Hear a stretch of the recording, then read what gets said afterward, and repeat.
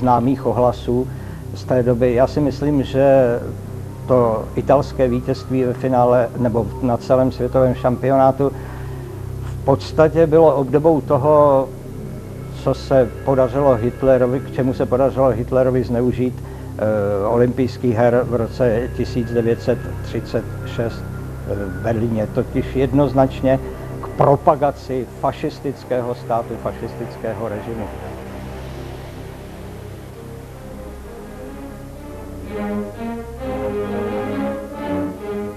Mussolini's abuse of football didn't go unnoticed. Hitler, the master of propaganda, would take it to a new level, turning the manipulation of sport into an art. But the Nazis had a problem. The German football team of the early 1930s was no ambassador for Hitler's master race. The strong problem of Germany in that period is they didn't have a good team.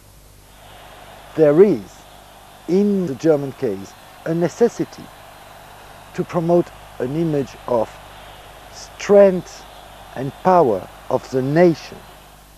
And to work, you need to have a good team. The Nazis couldn't hope to achieve the propaganda benefits that success in football had presented to Mussolini, but Hitler would still use football to serve his own political ambitions. He now proclaims his contempt for world democracies. He withdraws Germany from the League of Nations. Hitler took Germany out of the League of Nations in October 1933, a move that alienated the Nazis from the international community. Football would give Hitler the opportunity to reassure his European neighbours and disguise his true intentions as he prepared Germany for war. The teams come out through lines of police, German and English players side by side, Germany white shirts. On December the 4th, 1935, the German football team travelled to London to play England, widely regarded as the best team in the world. Anti-fascist demonstrations failed to stop the match going ahead. The reason behind it was to show the international community, to show the British public that German people are no monsters, that Germans are civilized, that Germans can behave.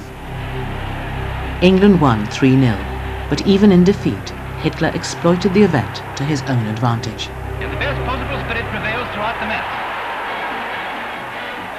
The British press acclaimed the performance of the German team and their supporters, and the sporting spirit in which the game was played. And a third goal, this time Baston is responsible, clinches the victory after a most sporting match. Well tried, Germany. It wasn't so much a football match as a propaganda charade. Germany's footballers had lost, but in the words of the Führer's press officer, Guido von Mengden, Germany's political soldiers of the Führer had won. Before 1936, they tried to hide their real intentions, and football helped exactly to achieve that.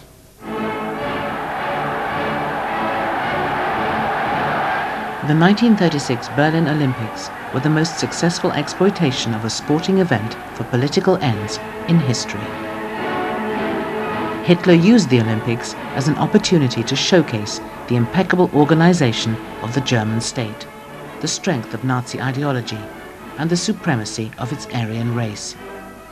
And the whole world was watching. Ich verkünde die Spiele von Berlin zur Feier der 11. Olympiade neuer Zeitrechnung als eröffnet.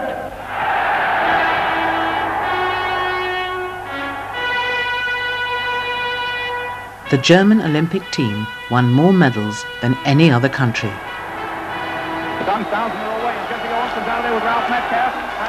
But Hitler watched in horror as the black American Jesse Owens raced to victory in the 100 meters. It's Owens, Metcalf and Osendahl.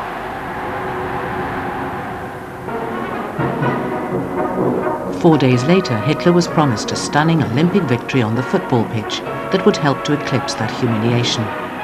The Germans would play Norway, a team they were expected to beat with ease. The stage was set to reaffirm Germany's superiority, and Hitler was invited to enjoy the victory. The game against Norway at the Olympics was Hitler's first game he ever visited himself. And he was basically promised by the people around him that Germany would easily win. And then, well, his only game where he ever went to, you know, it was a defeat, and it was a defeat against a nation which was seen as a lot weaker than Germany in football. Hitler immediately rose to his feet and left the ground. It was another public humiliation. His fury could only have been heightened by the fact that another German-speaking team were truly world-class. His native Austria had narrowly lost the Olympic final to Italy and were one of the favourites for the forthcoming World Cup in 1938. The Austrians, known as the Wunder Team, had contempt for German football. In 1931, they had twice demolished them, 6-0 and 5-0. While the German team was rigid, disciplined and inflexible, the Austrian team was fluid, artistic and subtle. They had won respect on the world stage for their stylish and inventive play. Matthias Schindler was the Austrian team's star player and a national hero. Nicknamed the Paperman for his slight physique, his prowess in front of goal was the making of a Viennese legend. He inspired poetry and even enjoyed a cameo in a feature film. In a recent poll, he was voted Austria's greatest sportsman of the 20th century. Schindler was the David Beckham of his era. Conosceva molto bene la palla. Ecco perché le dico, è un uomo che si può paragonare ai grandi giocatori del calcio, proprio, che hanno dato lustro, che hanno insegnato il calcio e che ha fatto innamorare il pubblico di vederlo giocare. More than any other footballer, Schindler's life would be blighted by the manipulation of football by fascism. Egon Ulbricht grew up with Schindler on the streets of Favoriten, a town near the Czech-Austrian border. In the 1930s, they both worked for the Austria-Vienna Football Club. Ich war Sekretär von Austria. Das Schindler war Mittelstürmer von Österreich. Und das war Karl Blavo, Europameister im Leichtgewicht im Boxen. Schindler, ich kann nur wiederholen, dass einer unserer besten und liebsten Spieler war. Mehr kann mir nicht noch mehr ausdrücken. Er ist von allen vergöttert worden. Nicht nur vom Anhang, auch von den Gegnern. Weil die haben auch ein Team, in dem wir waren miteinander. Und das war so ein Schalter, und hätte ohne den Mossel nicht leben können. Nicht? Und der Vogel Hans auch nicht. Und da, was ich, der Binder waren es auch Rapidler geworden. Die waren alle gut miteinander. Schindler's fame wasn't confined to Austria. He was coveted by Europe's top clubs, including Manchester United. But he had no intention of leaving his beloved Vienna. It's said that he was, that Schindler was the best center forward of the world. He's got his genius in his feet. And only when the ball hits the net, you just can see what kind of highly complex structure the whole action of Schindler had, you know, floating like paper.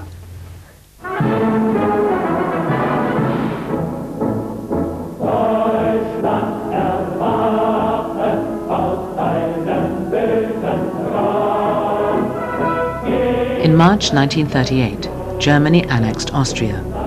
Hitler's Wehrmacht commandeered state institutions and buildings and plundered national art collections.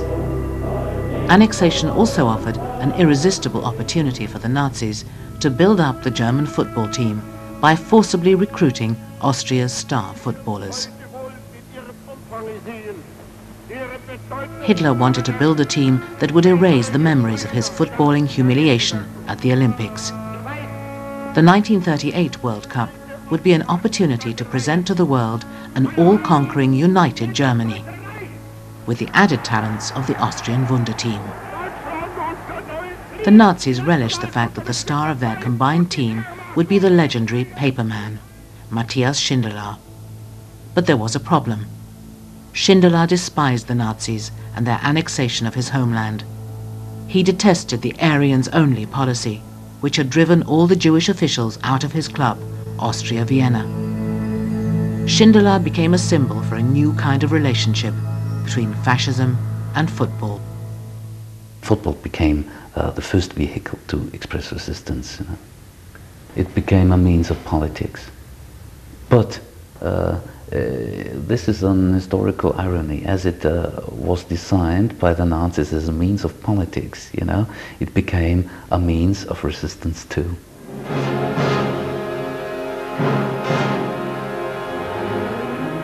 Despite intimidation and threats from Hitler's Reichssportsoffice, Schindler refused to play for the newly combined German team. But the Austrian team was forced to face the fact that it would be absorbed into the German team and effectively cease to exist. Their final game as an independent nation was a supposedly friendly match against Germany. Schindler was captain. There was this big game, kind of the farewell game to the Austrian football team in 1938. The game was meant to be a symbol of the fraternity of the two nations. The Nazis wanted the match to be a propaganda victory for Germany, but Austria was still the better team. Some people believe that the Austrians were advised to lose. There were strong rumors going around that the Austrian team was not allowed to score because Schindler had 100% chances and he did nothing. He just turned away and shook his head and said no. In the second half he actually scored a goal and his best friend Karl Sester scored for the second goal, and then the both of them, they went before the VIP sector, which was full of Nazi functionaries, and they had a dance before them. So this was a kind of expression of self-confidence, a kind of expression of the underdog as against the big German Reich. This was something outstanding and something the Nazis never forgave Schindler. Within a year, Schindler would pay a high price for his act of defiance. This is a publisher's office now, but this used to be Schindler's apartment, and it's actually still the same the way it was back then.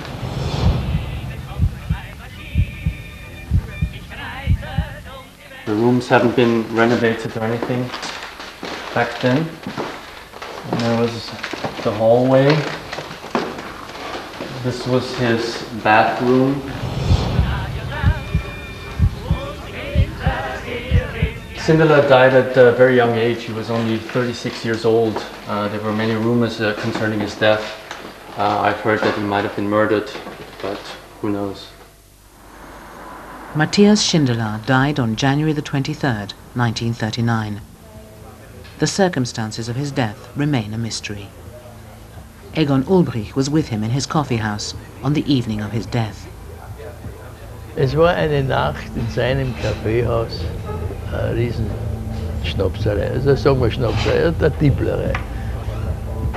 Aber da ist halt so viel, dann haben sie den Schinde einzwicken wollen, das hat man so gesagt, einzwicken. Das haben das Geld wegnehmen, nicht abschwimmen. Und das ist halt gegangen die ganze Nacht bis in der Früh. Und dann ist natürlich trunken auch worden dabei. Und dann haben sie ihn gefunden. Jetzt sind sie gleich, das ist der erste Telefon, und ich war im Sekretariat, war um 10 Uhr Vormittag. Der Schinde ist tot, der liegt in der Einergasse Nummer 3. Er ist vergiftet.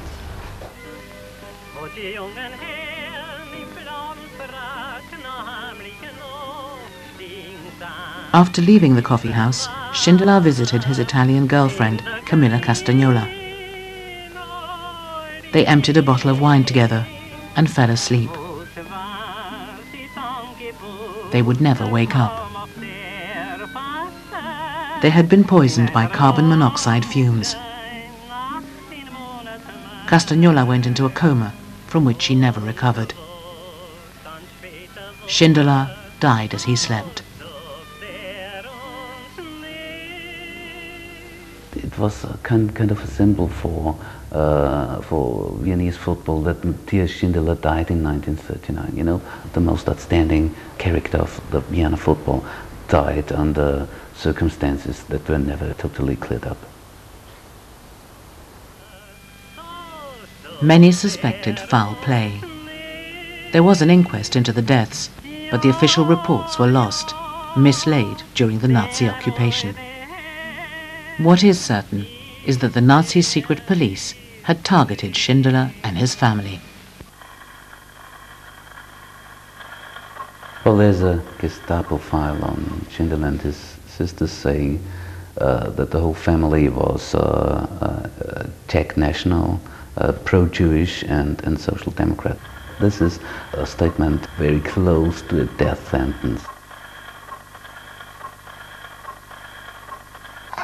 It is very well possible that the Nazis played a role in Schindler's death because he was a symbol for Austrian patriotism as well. So he was definitely a dangerous person for this whole merging process. In the absence of official records from the time, the real cause of Schindler's death has been the subject of dispute and speculation ever since. To many in Austria, whether directly or indirectly, the Nazis killed Schindler, one of the greatest footballers in the world. For me, it was clear that Schindler committed suicide because he couldn't live anymore as long as he couldn't play football anymore. The moment he wasn't able to express himself by that game and by his interpretation of the game, he was forced to commit suicide.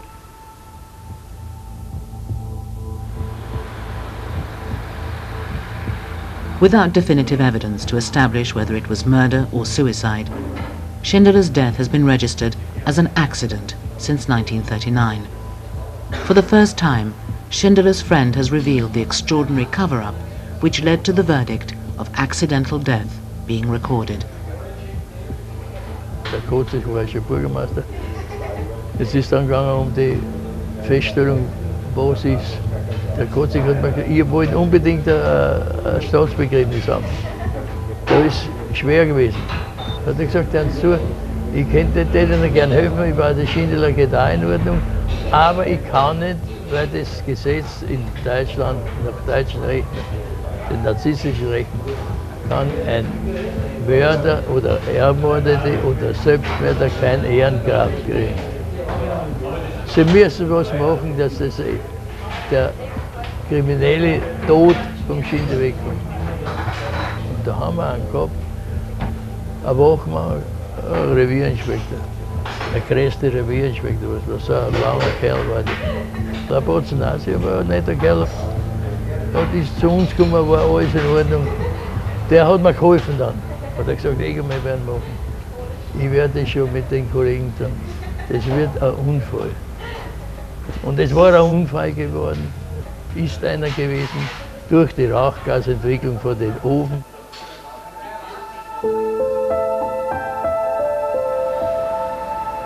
Schindler was given the state funeral his friend had set out to achieve. 15,000 mourners dared to line the streets to pay their respects to one of Austria's most powerful symbols of anti-fascist resistance. Every year, people came to celebrate his day of death. Friedrich Torberg once said,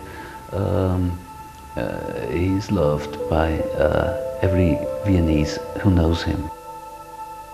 That means he's loved by every Viennese.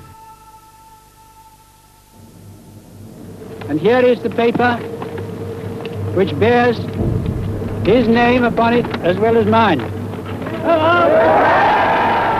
Britain was by now engaged in a policy of appeasement towards Germany. Football helped to project an air of normality in a volatile and uncertain climate. 2 months after Germany's annexation of Austria, England travelled to Berlin to play Germany.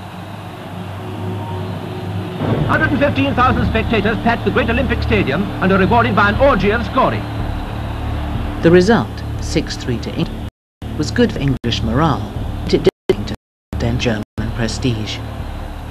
To lose to England at that time was nothing unusual, because basically everybody lost to the British team at the time. So I think for Hitler, the propaganda effect of that game was a lot more important than everything else. The game was used to reassure the British public that Germany wasn't the aggressor that everyone feared. For England to play football in Berlin legitimized Hitler's regime. The British government was subjected to a lot of pressure to stop the game taking place, but refused to do that. And in fact, interestingly enough, they said, we can't do that because we don't intervene in sport, whereas of course we know that was not so, but that was the main reason they gave for not stopping the game. And of course, in their internal discussions, that they admitted that one of the reasons they didn't want to stop the game really was because it would go against the whole policy of appeasement. The British government colluded with the Nazis and asserted the policy of appeasement on the football pitch when images of the English team giving the Nazi salute went around the world. And the English team in white shirts give the Nazi salute during the German national anthem. For the British government, I think that game had an important political role, which was to support the appeasement policy of Neville Chamberlain, which then led to the Munich Treaty, which meant that Germany was allowed to invade Czechoslovakia. The England team were advised to give the Nazi salute by the Foreign Office, a gesture made more galling by the fact that Hitler wasn't even present. It was widely criticized throughout the world as a dangerous endorsement of Hitler's Nazi regime.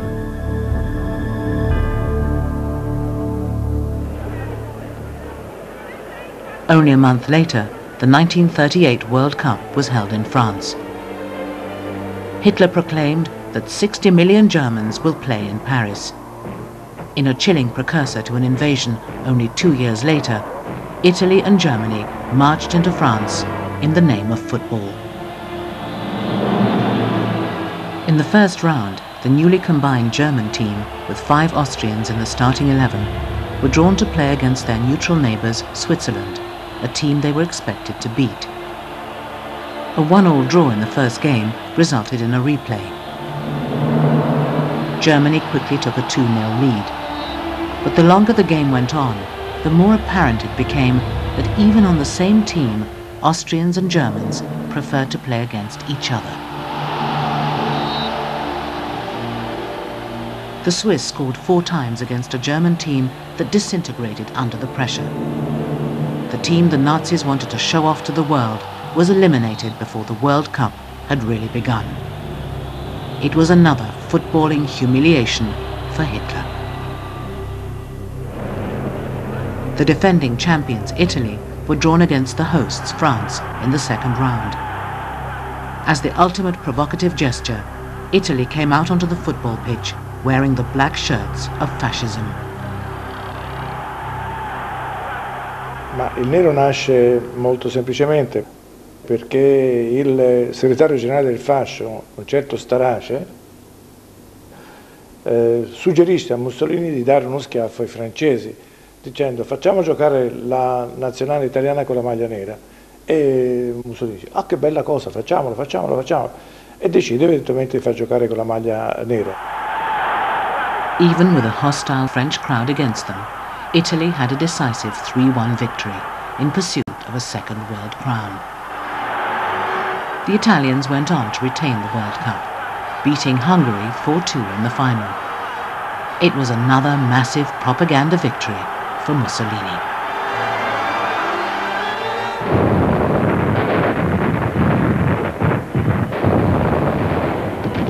Spain had been a notable absentee from the 1938 World Cup. The country was being torn apart by a bloody civil war between leftist Republicans and a coalition of nationalist forces led by Francisco Franco. The Spanish Civil War brought together the three most powerful fascist leaders of the 20th century. Viva Italia! Viva Mussolini! In 1937, Mussolini sent 50,000 Italian army conscripts, along with air and naval units, to support his fascist ally.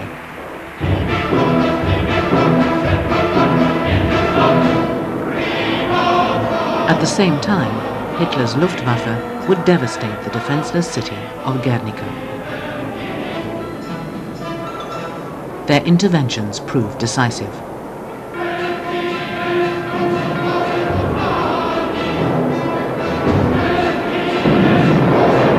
By 1939, Franco had quelled the last outposts of Republican resistance, including the capital of Catalonia, Barcelona. But with the demise of his fascist allies after the Second World War, Franco was left politically isolated. By remaining neutral throughout the war, though implicitly supporting Hitler, Franco's fascist regime managed to survive. But at a price.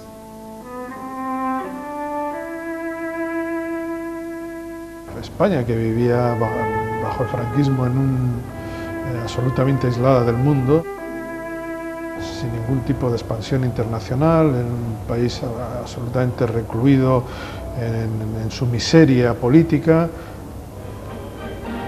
culpabilizado además por el apoyo que había recibido Franco de los gobiernos fascista italiano y nazi alemán. Evidentemente necesitaba algún tipo de bandera, cualquiera le servía, y no tenía banderas a la vista. Era un país pobre, era un país donde sus élites intelectuales habían tenido que exiliarse después de la guerra. Evidentemente estaba en una situación verdaderamente desastrosa. Like Mussolini and Hitler, Franco initially had little interest in football, but he quickly realized that football could help him consolidate his control over Spain. He adopted the capital's major football club, Real Madrid, as the symbolic embodiment of his fascist dictatorship. Barça, the Barcelona football club, would become the focus of Republican resistance against Franco's regime and its oppression of Catalan culture. És indissociable la vida de Catalunya en el segle XX de la vida del Barça. I moltes vegades el Barça ha sigut un substitutori de Catalunya quan no es podia ensenyar la nostra bandera o no es podia parlar la nostra llengua. El Barça ha sigut sovint una matèria on arrelar-nos per la pobra i oprimida Catalunya. When Gary Lineker joined Barcelona in 1986, he quickly learned about the bitter legacy of the Franco years. I remember when I arrived in Barcelona, I wasn't really aware of the rivalry between Madrid and Barcelona at all, except the fact I knew there were two huge clubs, but I was made very aware very quickly of the intense rivalry, and you could describe it as hatred.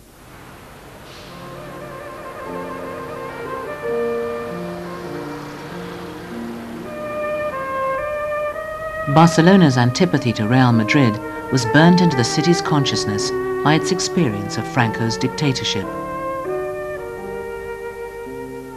Franco was a cruel and vindictive leader who showed no mercy to his enemies.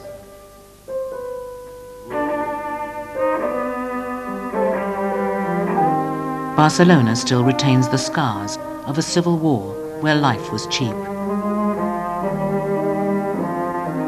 Bullet holes riddled the church walls that were used as a backdrop for the routine massacres of the thousands executed in the name of fascism. No one in Spain was safe.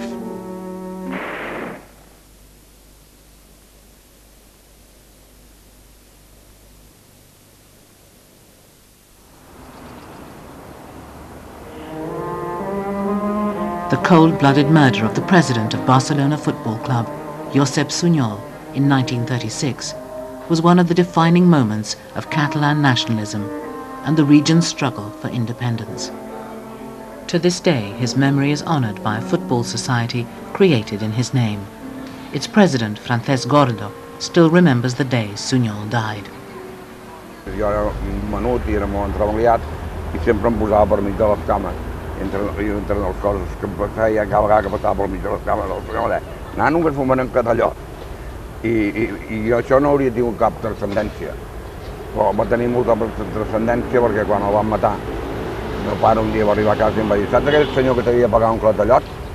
Doncs ja no t'ho podrà pagar perquè l'acaben de matar. Van assassinant allí. Sunyol's death was brought about by a very simple but fatal mistake. Anava amb un cotxe amb la bandereta catalana, a prop de la serra de Guadarrama es va pensar que estava en zona republicana, va entrar en zona franquista, amb una casilla de la muerte va parar per fer un riu, va entrar dient viva la república i es va trobar que tots els de dintre eren de l'exèrcit espanyol. Van matar amb ell, el periodista que anava amb ell, el xòfer i un sergent de la Guàrdia Republicana. Sunyol's murder fueled the growing hostility and hatred towards Franco, and by extension, the team he chose to represent him, Real Madrid. It was felt that Real Madrid represented fascist Spain of Franco, and regions like Catalonia, where the people felt they were oppressed and fought in the Spanish Civil War against Franco's fascism. It was sort of they weren't allowed to speak their own language, and the only place that they did turned out to be the football ground. So the team came to represent Catalonia. Podíem cridar, no ens deixaven portar banderes, les prenien, però aquestes coses són que jo les banderes no les he necessitat mai. Els exaltats sí, hem cridat, han fet alguna bandera, anar a la policia, els ha detingut, les banderes importants posades en el cor, i per tant ja en tinc prou. Franco was so sly and manipulative that even Hitler remarked that he would rather have his teeth pulled than have to meet him again. Franco would deploy this slyness to turn the antagonism between Real and Barça to his own advantage. Franco inicialment el futbol no li importava gaire, però es va adonar a partir d'un cert moment que li servia no només com a distracció i opi del poble, sinó com a element propagandístic del seu gran Real Madrid i de la seva Espanya. Franco propelled fascism's powerful relationship with football into a new era. The advent of television created even greater opportunities for the manipulation of football. Franco intervened to ensure that games were broadcast on television, to keep people off the streets at times when social unrest was anticipated.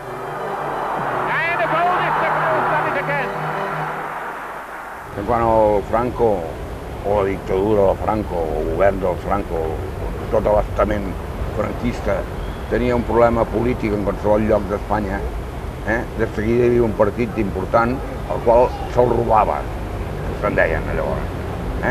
I clar, això alterava els nervis i era tan gros l'alteració pública d'aquell robo, perquè llavors s'amagava la importància política d'aquell fet concret que hi havia. At first, Real Madrid's adoption by Franco failed to translate into success on the pitch. Between 1939 and 1954, Madrid didn't win a single Spanish league title. Barcelona won 5. The transfer to Real Madrid of the Argentinian Alfredo Di Stefano would soon enable Franco to redress the balance. It would become one of the greatest scandals in football history. In the 1950s, Di Stefano, also known as the Blonde Arrow, established his reputation as one of the greatest football players of all time. He was the star player of the Colombian team Millonarios, scoring 267 goals in only 292 games.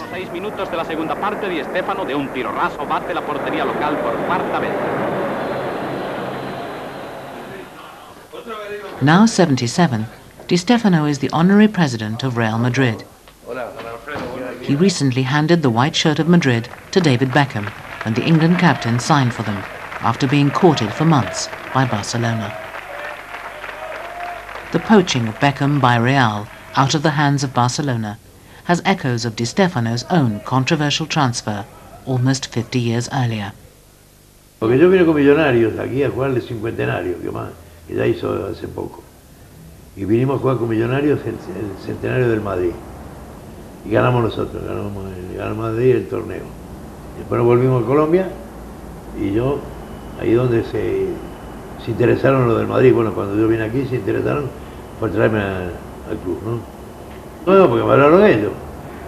Y entonces decidí venir aquí. El Barcelona también estaba interesado y no se pudo concretar por cuestiones de papeleos. These bureaucratic issues would seal Real Madrid's pact with Franco. Barcelona had made the first move to recruit Di Stefano. His signing would have consolidated their superiority over Franco's Real Madrid and boosted the morale of their oppressed supporters. Negotiations advanced smoothly at first. Di Stefano had even played 3 friendlies for Barca.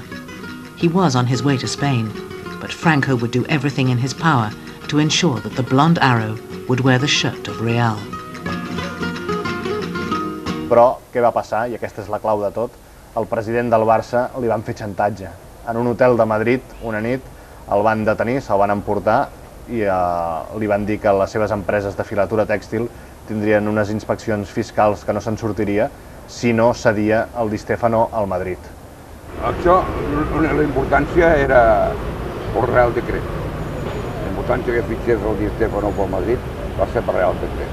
Allò dic per Real Decreto perquè el prestigi i la dignitat de la persona té molta importància.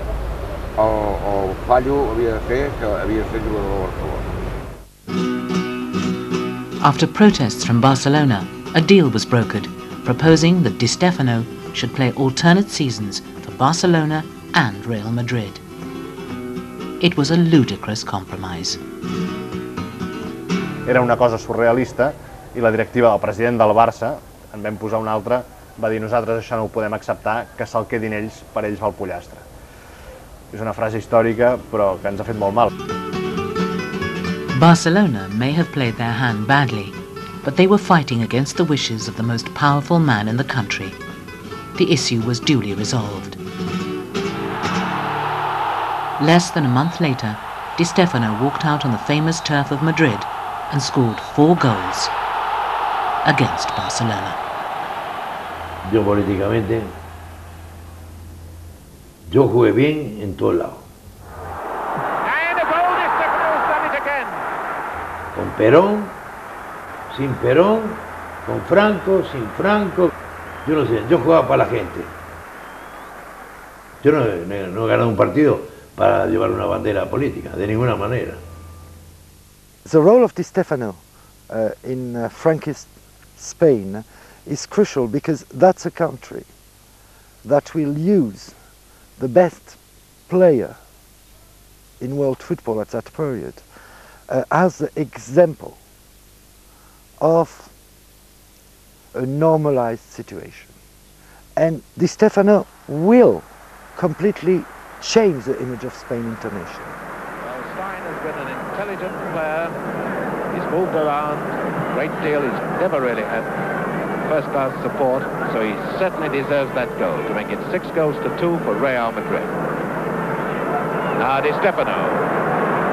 There's always terror when he moves, and it's 7-2. Oh my goodness! Di Stefano's prolific goal-scoring record almost single-handedly accounted for Real Madrid winning the European Cup, the greatest prize in club football, 5 successive times between 1956 and 1960. Nosotros hemos abierto puertas, que sí, que hemos abierto puertas. Hemos tratado de, sin querer, unificar, ¿no? Sin querer, quién sabe, deportivamente. No nos dábamos cuenta, éramos jóvenes y no nos dábamos cuenta, pero la gente mayor que nosotros se habrá dado cuenta, ¿no? Pero verdaderamente pienso yo que por la parte que le corresponde a España, el Madrid ha sido un embajador, ¿no? El fútbol le permitió a través del Real Madrid vender algún tipo de imagen. Lo consiguió a través de un equipo que ganó 5 Copas de Europa. En este sentido es evidente que al régimen le vino perfectamente bien la utilización del Real Madrid como imagen en el extranjero. Franco was riding the wave of Real Madrid's success. It created a glamorous and modern image of Spain that he would be sure to use to his advantage. Franco is probably the dictator which, more than anybody else, understood how football could be important in international relations. The international context is different. We are talking about the post-Second World War, Cold War. The nation is member of NATO, but the nation is completely excluded from the rest of Europe. Through Real Madrid and through the creation of the European Cup, the Spanish state is reintegrated into the world. Franco went on to use football in the greater international and political arena as a way of antagonizing his old enemies in the Soviet Union and currying favor with the United States at the height of the Cold War in the 1960s. Bewildering man he is. Puskás. Franco went out of his way to encourage and welcome football refugees defecting from communist states.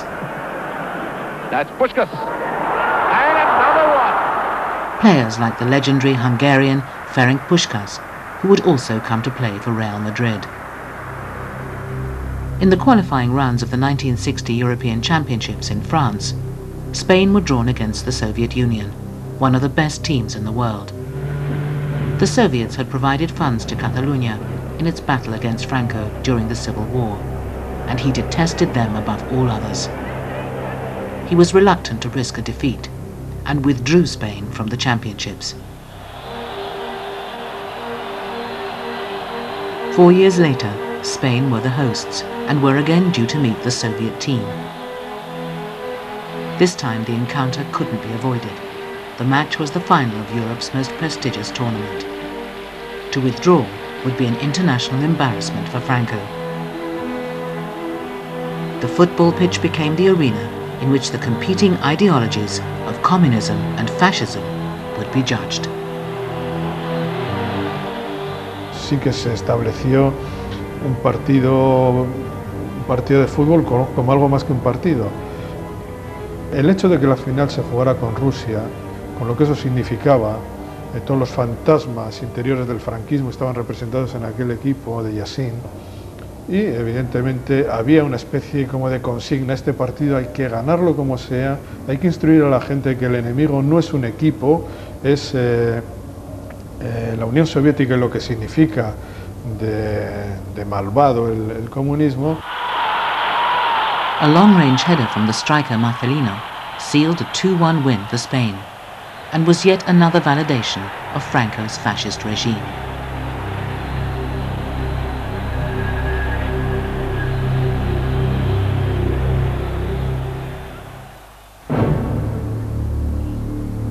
Despite the oppression of Franco's fascist state and the resistance of Catalonia, Franco's manipulation of football helped to ensure he held a dictator's grip on Spain for 36 years.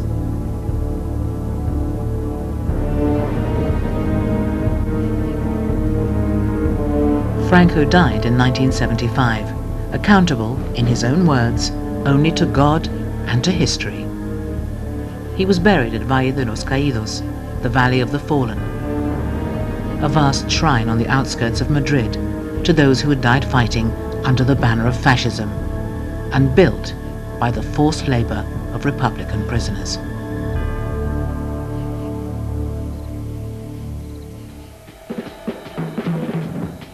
Se juega en el Nou Camp de la ciudad condal el partido de fútbol entre el Barcelona y el Real Madrid.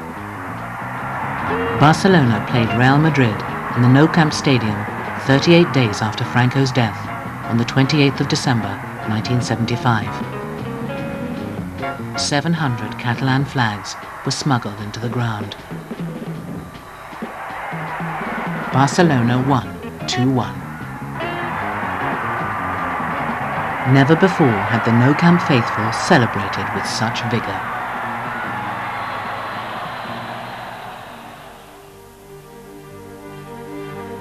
Mussolini, Hitler and Franco did everything in their power to exploit football and its supporters for their own political ends. To manipulate football is to manipulate the masses. Under the fascist dictators of the 20th century, football was never only a game.